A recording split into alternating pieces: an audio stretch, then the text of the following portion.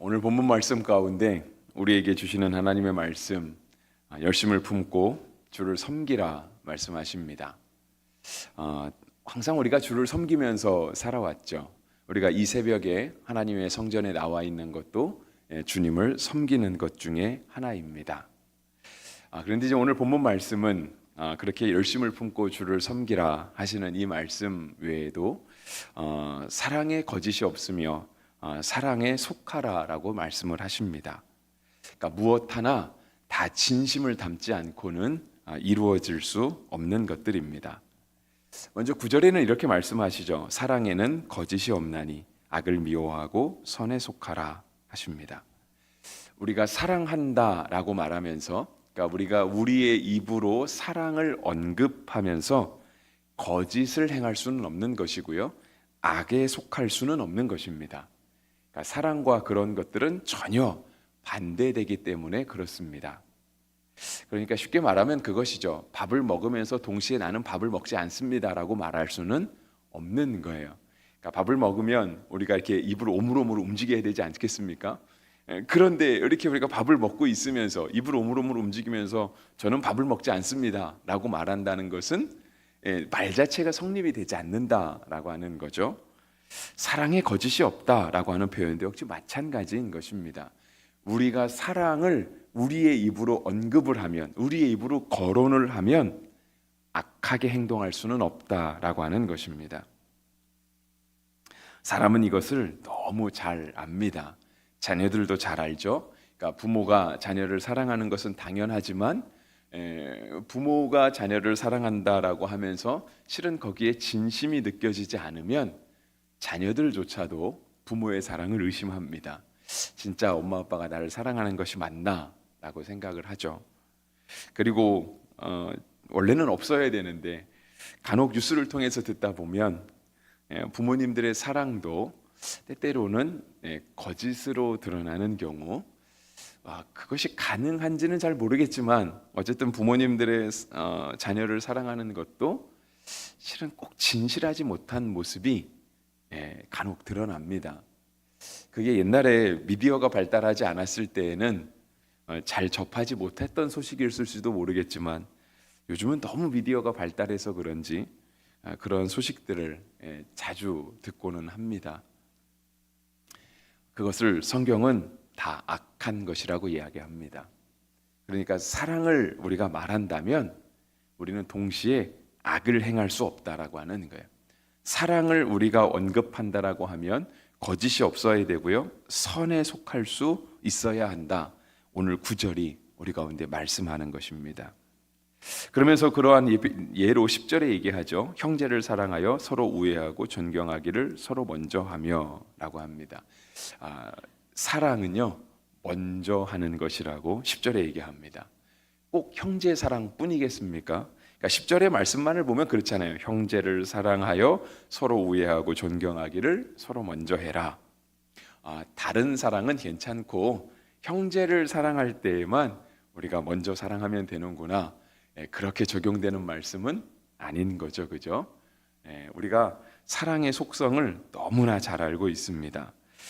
우리가 사랑의 속성이라고 하면 사랑장이라고 얘기하는 고린도전서 13장을 보통 생각합니다. 암송하시는 분들도 많이 있고 찬양으로 노래하는 경우도 되게 많이 있습니다. 사랑은 오래 참고부터 시작해서 온유하고 시기하지 아니하고 자랑하지 아니하고 교만하지 아니하고 무례히 행치 아니하고 자기 유익을 구하지 아니하고 성내지 아니하고 악한 것을 생각하지 아니하고 불의를 기뻐하지 아니하고 진리와 함께 기뻐한다. 모든 것을 참으며 견디며 이긴다라고 하는 말씀도 역시 사랑장에 기록이 되어 있습니다. 여러분, 사랑은 성경이 말씀하시길 온유한 거예요. 오래 참는 거고요, 자랑하지 않는 거고 교만하지 않는 거예요.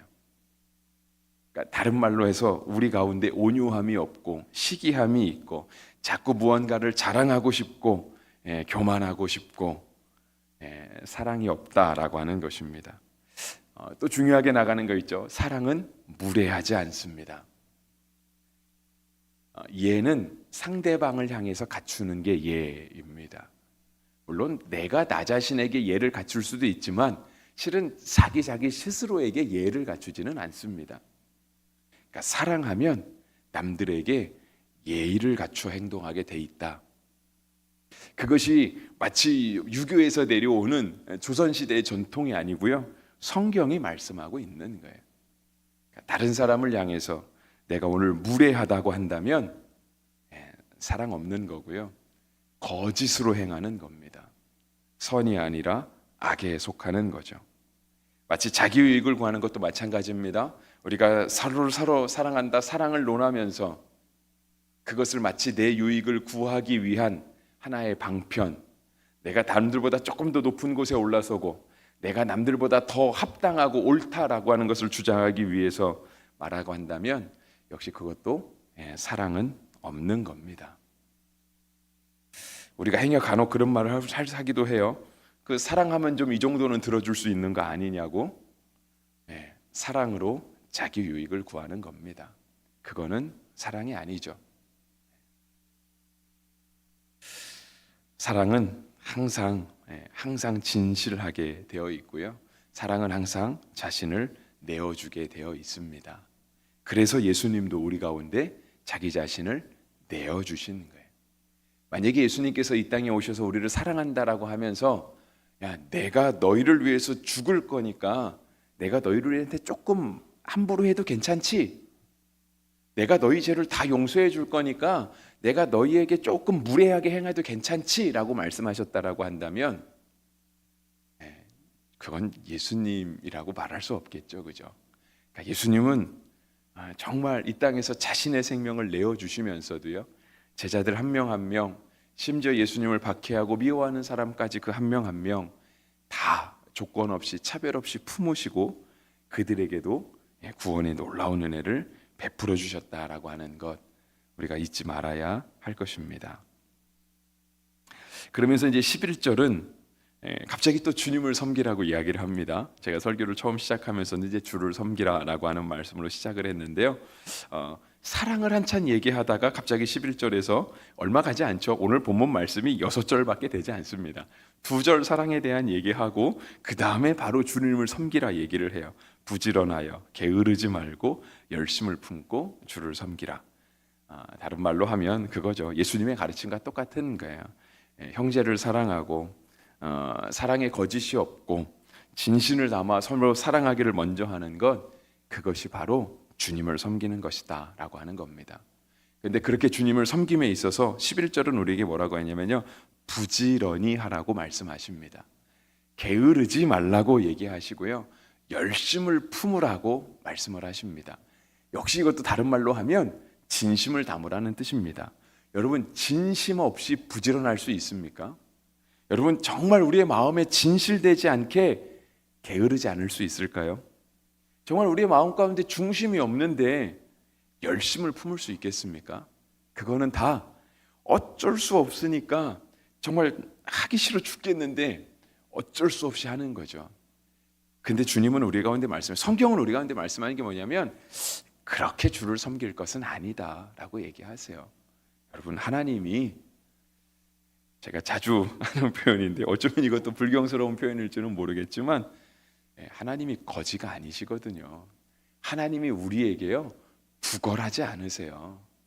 하나님이 우리에게 너가 좀 제발 좀 나를 섬겨줘라.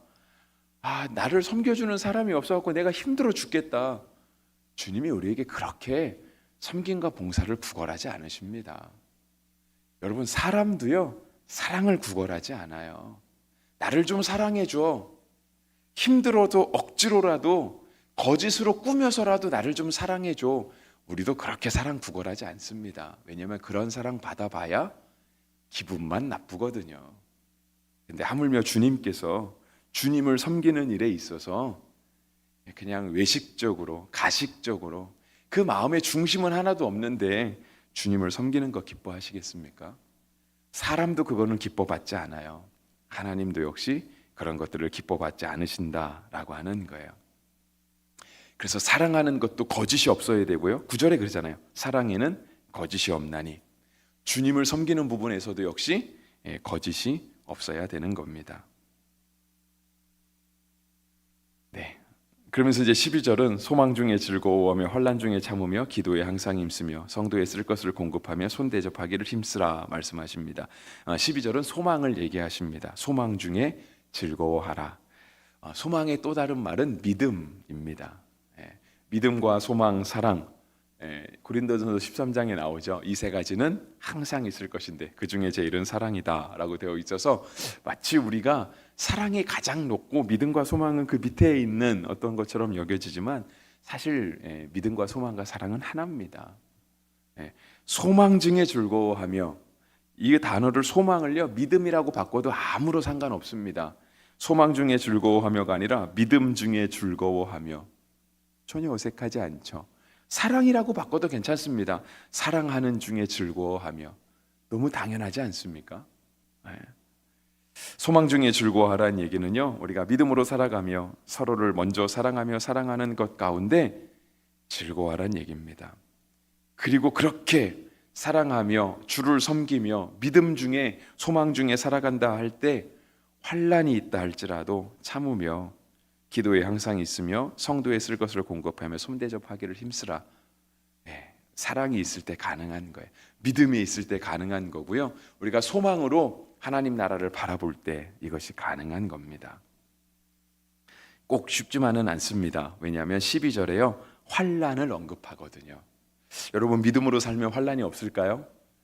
그렇지 않습니다. 믿음으로 살 때 도리어 환난이 있습니다. 믿음 버리면 솔직히 힘들 거 없습니다. 14절까지 오늘 말씀되어 있죠, 그죠? 너희를 박해하는 자를 축복하라. 축복하고 저주하지 말라. 여러분, 믿음 버리고 살면 박해하는 사람 없습니다. 적절히 세상과 타협하고 살면 누가 우리를 향해 뭐라 하겠습니까? 우리가 세상 사람들 입맛 다 맞춰주는데, 우리가 그들이 옳다 하는 것 우리도 옳다 해주고, 그들이 추구하는 것 그런 것 추구해도 괜찮다고 얘기해 주는데 누가 우리를 박해하고 누가 우리를 환난 가운데 빠지게 하겠습니까? 근데 믿음으로 살면, 소망으로 살면, 정말 거짓 없는 사랑으로 열심을 품고 주를 섬기고 살면 환난이 옵니다. 당연하지 않습니까? 하나님과 세상은 다르잖아요. 여러분, 믿음으로 사는 건 다릅니다. 여러분, 심지어 여러분 옛날에 학창 시절을 기억해 보시면 좋겠어요. 반에서 혼자 공부만 열심히 해도 환난이 옵니다. 우리 예전에 선생님들 그거 잘하셨잖아요. 요즘 학교는 제가 안 다녀와서 모르겠지만 저희 때는 그거 참 많았던 것 같아요. 선생님이 야, 떠들지 말고 자습해라. 선생님 교무실 갔다 올게. 자습 시간이 참 많았던 것 같아요. 그리고 저와 같이 동시대를 사셨던 분은 그런 것도 있었죠. 야간 자율학습. 아침에도 와서 자율학습 하잖아요. 요즘 아이들은 뭐 9시까지 학교 간다는데 저희 때는 보통 막 8시, 7시 반이면 학교 가지 않았습니까? 학교 야간 자율학습하고 막 11시까지, 10시까지 야간 자율학습하고, 선생님은 오지 않아요. 다 우리끼리 자습해야 되는 거예요. 자율학습이라고. 자율학습인데 집에 가면 혼나죠, 그죠? 근데 다들 그냥 대강대강 시간 때우잖아요. 뭐 졸기도 하고 떠들기도 하고. 근데 그 중에 진짜 군계 일학처럼 자기 자리에 앉아서 공부하는 학생이 있습니다. 그럼 우리가 걔 보고 뭐라 그러죠? 막 뭐라 하잖아요. 지 혼자 공부한다고. 여러분, 세상에서 남들 공부 안 할 때 혼자 공부만 해도요 환난과 핍박이 찾아옵니다. 같이 놀면 환난과 핍박 없어요. 서로 즐겁게 잘 지낼 수 있습니다. 여러분, 공부만 해도, 세상 살면서 착하게만 살아도, 세상 살면서 베풀고만 살아도 환난과 핍박이 찾아오는데, 우리가 소망 중에 살아가고 믿음 중에 살아가고 거짓이 없는 사랑으로 정말 하나님 앞에 살아갈 때 우리 가운데 환난과 핍박이 없겠습니까? 그런데 성경은 얘기하세요. 게으르지 말고 열심을 품고 부지런히 주를 섬겨라. 소망 중에 즐거워하고 환난 중에 참으며 기도에 항상 힘쓰며 성도에 쓸 것을 공급해라. 너희를 박해하는 자를 축복하고 저주하지 말아라. 성경이 우리에게 말씀하시는 거예요. 그것이 다 거짓이 없는 진짜 사랑이고요, 믿음으로 이 땅을 살아가는 성도의 올바른 모습입니다. 오늘 하루도 소망으로 살아가시는 복된 하루가 되시기를 바랍니다. 거짓 없는 사랑을 나누어 주시기를 바라고요, 열심을 품고 부지런히 주를 섬기시는 하루가 되시기를 바랍니다. 그러다 보면 박해하는 사람 만날 겁니다. 눈 흘기고 가는 사람 만날 것이고요. 뒤에서 뭐라 뭐라 하는 사람 만날 겁니다. 그래도 저주하지 마시고 축복할 수 있는 성도의 넉넉한 은혜가 있기를 주님의 이름으로 축복합니다.